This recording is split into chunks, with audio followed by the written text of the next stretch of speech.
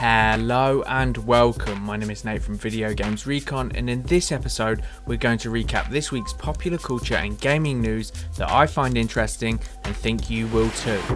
So as you may be aware, this channel is going through a phase of experimentation, so as I can post videos regularly 4, 5, maybe even 6 times a week and still have time to do some longer form stuff in the future. So this video is going to be different from last week's, as this time I'm riding solo and I'm going to try and be quicker and more concise. So feel free to hit me up with your thoughts on the format of this here video. And keep in mind this video was recorded either early Friday morning or evening in the UK, so some important news could be missing. And that this video will be posting either on Fridays or more likely Saturdays, but this will be dependent on how quick I can put it together without busting my balls. Anywho, enough jibber jabber, onto the news. So, let's start with the release dates and news for patches, DLC, betas and full titles, etc, that have caught my eye. First up, The Division's free DLC featuring a raid style mission that even the developers are said to have not beaten on the hardest difficulty is set for release on April 12th, as well as gear and crafting changes. Whether these changes are going to make the Dark Zone or grinding for loot really feel worthwhile remain to be seen. Here's hoping. But something it's definitely going to do is nerf your crafting materials, so trade in your green and blue materials before the 12th or you may regret it. Fallout 4's second DLC, Wasteland Workshop, in which much like Pokemon you've got to catch 'em all, is also getting a release on April 12th. Don't worry, I'm not going to break into a Fallout 4 Poke Rap. That said, what the hell is it with the Division and Fallout keep conflicting and making my life difficult? In a good way, but still difficult. The Attack on Titan game is set to get a release date for North America on the 30th of August. For some reason I already thought this was out in the West, but I guess not. Anywho, it looks cool. Whether it will live up to the hype or not, you could simply find out by looking up some translated reviews online. Popular PC survival game 7 Days to Die is getting a console port courtesy of publisher Telltale, who are famous for making the Walking Dead games. I've heard nothing but good things about this game, and normally you might have reason to worry about PC ports to Xbox and PS4, but as Telltale has a great track record and is publishing this game, it seems like a win-win situation.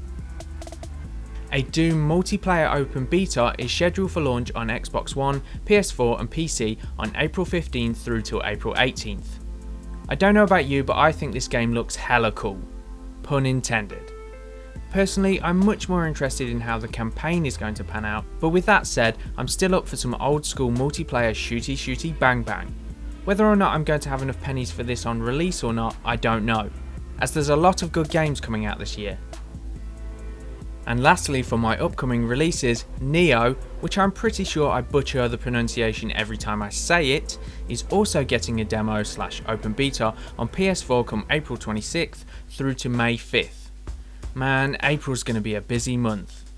Anywho, I'm super excited to see what this samurai slash 'em up is all about, as it looks to me very reminiscent of Onimusha, with a little bit of Dark Souls thrown in for good measure, and that sounds like something I can get on board with. In other news, Mass Effect Andromeda gets a very small gameplay leak.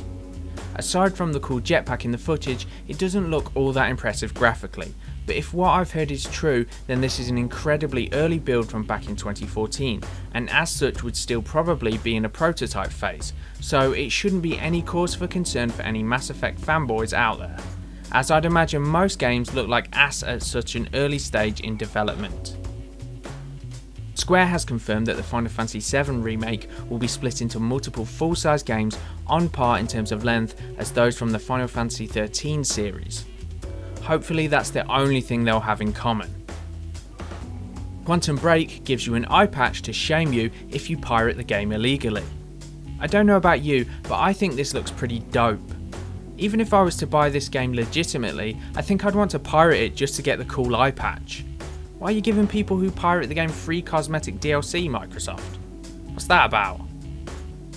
In other Quantum Break news, the PC version of the game appears to be a complete mess, with all kinds of problems from unpredictable frame rates to non-native 1080p resolution, crashing, even down to not having a quit button, making the Xbox One version superior regardless of your PC specs. According to those clever fellows at Digital Foundry, this is mostly due to the Universal Windows platform, which at this rate is only going to die a slow death. Who in their right mind would ever want to play a third-party game on the UWP over Steam?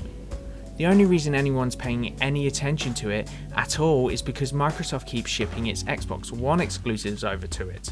And if they force it upon people going forward, I see SteamOS becoming much more of a thing. PlayStation's 3.5 update is out in the wild. I've not messed around with it much yet, but it sounds like it's got some cool features, such as organising playdates with your friends, notifications for when friends are online, as well as a long overdue appear offline function. The HTC Vive gets released, and much like the Oculus Rift, has a bunch of shipping issues. I don't know about you, but if I'd laid out $800, you're damn sure I'd be pissed and would want the product I'd paid for. It's not like they didn't know how many pre-orders they were going to get. And in who gives a fuck news, oh no, the game no one cares about, Capcom's online multiplayer shooter Umbrella Corps, gets delayed. Boo hoo. And last but by no means least, the Star Wars Rogue One trailer dropped and looked hella cool. I like the gritty and nostalgic vibe they're going for, and it's kinda cool to see this universe bereft of the Jedi or the Force for once. Super stoked to see how this one's gonna play out. So, that was my recap of the week's gaming news or points of interest. I'm sure there's a bunch of stuff I'll miss each week, so feel free to post anything you're into that I missed in the comments for discussion. Anywho, if you enjoyed this video, please like, comment, share and subscribe for more BS of a similar nature. Thank you and goodbye.